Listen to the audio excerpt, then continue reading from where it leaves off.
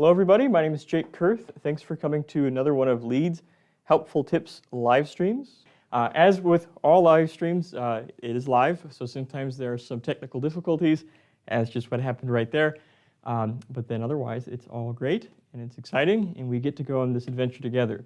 So today's Leeds Helpful Tip live stream is all about our on-center projectile holder for our comparison microscopes.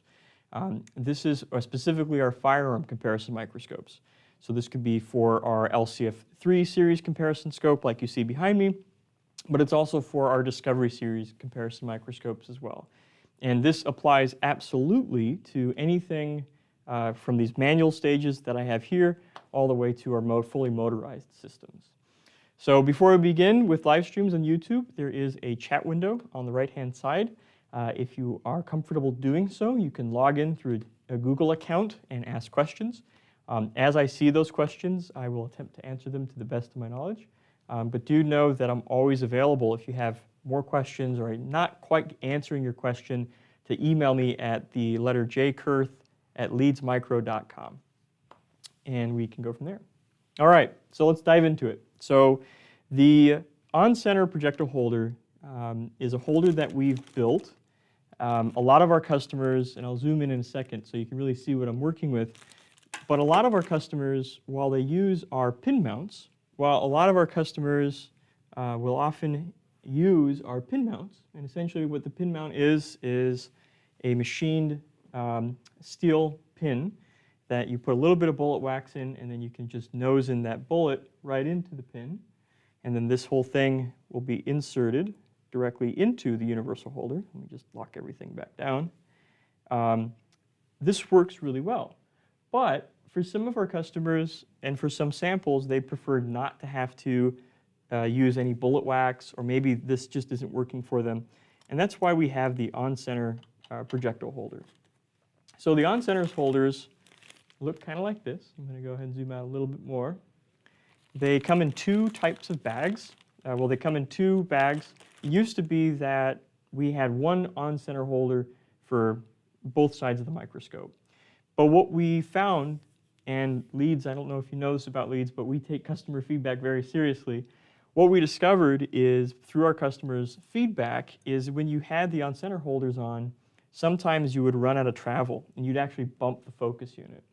So our current version of the on-center projectile holder, you actually have both a left hand, I don't know if you can read that, but you have a left hand attachment, and then you also have a right hand attachment. And they work in the exact same way, it's just they get set up a little bit differently. So what I'll show you is the right hand side, and then we can switch over and I can just show you the differences between the right and the left hand. So essentially, this holder, the way it works, is I'll go through the components. You've got the I guess the attachment itself, which is located right here. And then this just mounts directly up to the universal holder. What you're going to find on the universal holder is there's on the on-center holder, there's a little guide pin located right here.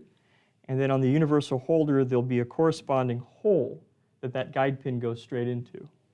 And so what we do is we just line it up on that hole, push the guide pin in. A little bit harder to do when you're doing a live stream. There you go. And then what you'll see is there's a spring-loaded captive screw up here. I'm just going to move that light back. And you just go ahead and push down and then screw in this screw. And that guide pin allows it to lock it in really good place. Then your next step, I'm just going to bring that back up to here. Your next step is what you're going to do is you're going to put your insert. And then what Leeds has done for our on-center holder is we have a series of cutouts, of cut tubing, effectively. And I'll show you that in a second as soon as I can get it out of this holder. We have various sized calibers of cut tubing. And the idea with these tubes is just like the pin mounts, in that these are roughly caliber matched, is that depending on the size of the bullet, you may want to use a bigger or smaller piece of tube.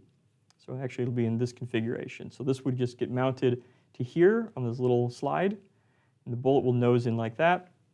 And the reason we're using this tubing is because it allows you, when you spin the bullet, if the bullet's doing any walking as it rotates, you can make small adjustments, small fine-tune adjustments to try to fix that so you can get a more on-center appearance.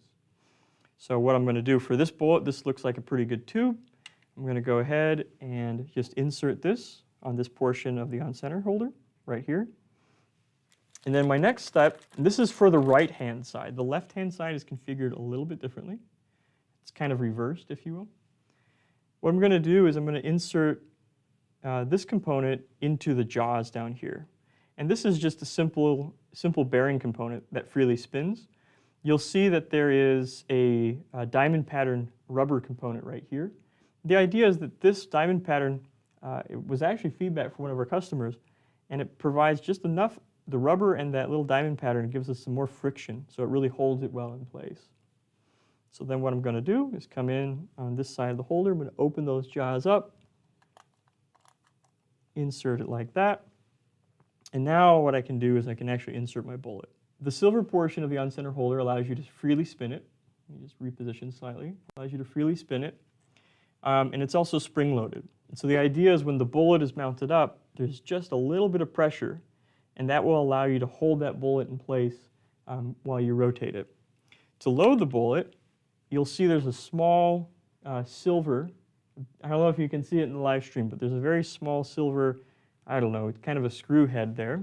And then there's a small hole on this component. And so as you rotate it, you'll hear it recess into that hole. And if you spin it a little bit further, you'll find that there's a lock. And so that's going to now captive, without it, it just springs forward. But when we get it locked, now what will happen is I can put my bullet on my on-center holder, bring this close. You could put it all the way, and when you release this, it'll really hold it, but that actually might be too much tension. So what I'm going to do instead is just back it out to here, because I know I saw how much travel there was. And you'll see we have a scale here, so you can reproduce it on the other side. You can reproduce actually the angles, or the rotation, the offset, all of that on the other side as well. I'm going to lock that down, and then I'm just going to release this, and then that holds that bullet like that. So now, as I spin it, you'll see that that tube is doing its job. It's taking some of that deformation out of the nose of the bullet, and I can very easily just rotate it around. And then if I need to make any small adjustments, I can simply just reposition, slight adjustments, trying to get more on center with my on center projectile holder. It seems like a lot of steps. It's actually pretty straightforward once you're used to it. But it makes a very slick and easy to use system for those who don't want to use wax, don't want wax all over their samples, or can't use wax. And this allows you to do a very, very good, very precise on-center observation that takes into account some of that wobble of the bullet as it rotates. So that's the right-hand side. The left-hand side is very much the same idea. I'm just going to switch holders out as opposed to make everybody motion sick while I move my camera. And actually, before I do that, I'll just show you what the other little tubes look like. I'm sure there's a more technical term. My production colleagues might not like me calling these tubes, but yeah, you'll see that there's a collection of roughly caliber for differing sizes of caliber that you can insert over here. That's what the right-hand side configuration looks like. Just remember that. And the idea that, again, the reason we have a right and left is it allows you to have both bullets oriented. That's important. Both bullets are oriented the exact same way, and you get full range of travel without running into the focus mount. The left-hand side configuration is a little bit different. It's the same idea. I'm just going to move my left-hand holder over here. We would actually flip it this way, and you'll see that instead of having the tube be on this side of the microscope, on this side of the holder, we actually have it on the opposite side. But it's the same process. Again, we have got that captive screw with that spring. The captive part's the most important part, so you don't end up having a screw fly off and doing the armorer's crawl, looking for the components of your on-center projectile holder. You can just attach that screw down by tightening it. And depending on if you are an existing customer of Leeds or not, you may have a slightly different holder than this. What's really cool is these holders are retrofittable to virtually any of our comparison scopes. So if you're interested, it can definitely be equipped on your microscope. So left-hand side, we've equipped that in. What we're going to do now is we're going to go grab our bearing component, and this is for the left-hand side. And you'll notice the bearing component is actually where we're going to be placing our tubing. So we'll be placing the tubing over here, like that. So this simply goes in here, open it up, insert the bearing component. Then we're going to choose, so they're color-coded again, our little tube. So this matches the exact same one that we used on our earlier setup over here. Simply inserts. Oh, I'm going to back it off a little bit. This simply inserts it here. And then just like last time, what we're going to do is we're going to pull back our spring-loaded. I'm going to lock this into the stage so it doesn't move around on me. Just like what we did on the last one, we're going to find that lock by just rotating the silver component. It's a little hard to do on a live stream, one-handed, but here we go. And then we'll bring this in, line it up on the bullet. Maybe don't get it all the way because we have too much tension. Lock that down, rotate, and then we'll hold it in place. So, and then, of course, you can then do that on-center movement. You'll see how it's walking. So what we're going to do is just make some small adjustments. So you can do that on-center observation. And then all together, but the idea now is you get full range of travel without running into the focus positioner. My apologies. Now you'll see the difference. Now you're seeing, because if you notice the bullet, notice that the bullet is in the same orientation on both sides, but we get full range of travel without having to worry about this part bumping into the focus mount positioner. Kind of over wordy, but that's essentially the setup of these on-center projectile holders.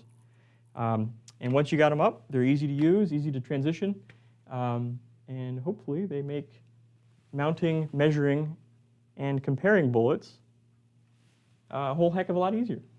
So that's the extent of today's live stream demo. Our helpful tip, I guess, and the helpful tip is to use the on-center projectile holders. And if you have questions, now you know how to use them.